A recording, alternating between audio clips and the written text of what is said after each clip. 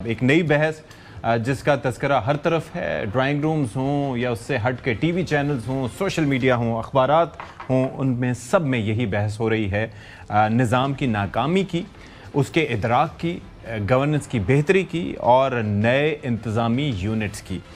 اب اس کے اوپر ہو کیا رہا ہے کہ جو مرکزی قیادت ہے، یعنی کہ پیپلز پارٹی کی ہو، نون لیگ کی ہو، ان کی جانب سے اس پر چپ سادھ لی گئی ہے، کوئی اس کے اوپر ریئیکشن نہیں آیا۔ پہلے محسن نقوی صاحب کا بیان سامنے آیا، کل ایک طرح سے ہم نے توثیق دیکھی جب افواج پاکستان کے ترجمان کی جانب سے بھی گورننس کے معاملے پہ بات کی گئی، اور اب یہ ہے کہ جو دوسرے درجے کی قیادت ہے اس کی جانب سے جو کرٹیسائز کیا جا رہا ہے وہ ہے محسن نقوی پر تنقید ہو رہی ہے۔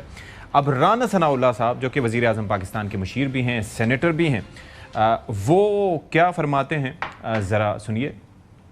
زرداری صاحب کے جو برخورداران ہیں، ایک دوسرے برخوردار ہیں، وہ کل فرما رہے تھے کہ یہ سسٹم جو ہے یہ بس اب ختم ہو چکا ہے، یہ سسٹم جو ہے یہ اب آگے چلنے کے جو ہے وہ قابل نہیں رہا۔ او بھائی، اس سسٹم میں تم نے 30 سال کا سفر جو ہے وہ 3.5 سال میں تم کہاں سے چلے ہو اور کہاں پہنچے ہو، اور اب تمہیں آگے پتا چلا ہے کہ یہ سسٹم جو ہے یہ بالکل خراب ہے، یہ چل نہیں سکتا۔ اب تمہیں اس سسٹم کی خبر ہو رہی ہے کہ یہ سسٹم جو ہے یہ ٹھیک نہیں ہے۔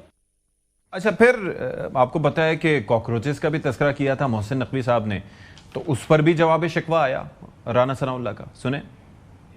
اس بات سے نہ ڈرایا جائے، یہ کاکروچ جو ہیں اگر یہ اکٹھے ہو گئے، ان کو لیپ ٹاپ دینے سے یا ان کو وظائف دینے سے نہیں سنبھلیں گے۔ بھئی ہم نے سنبھالے ہوئے ہیں، اگر وہ کہتے ہیں تو وہ یہ کہتے ہیں کہ یہ جو 30 سال کا سفر 3.5 سال میں کرنے کے چور دروازے ہیں، ان کو جو ہے وہ بند کرو۔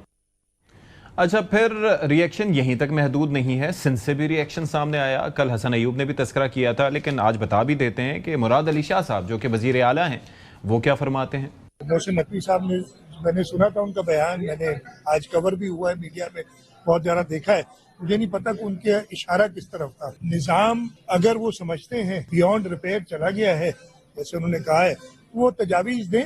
یہ جو تجویز انہوں نے دی وہ گھسی پٹی تجویز ہے، لیکن یہ ایسی ہے جس کو وہ بھی یہ سندھ کی صوفیوں کی دھرتی کے لوگ قبول نہیں کریں گے۔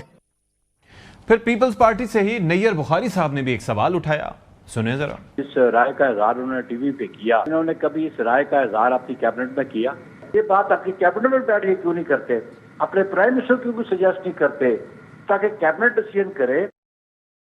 اچھا جی، اب سعید غنی صاحب کو بھی دکھا دیں کہ انہوں نے کیا رائے دی ہے اس متعلق۔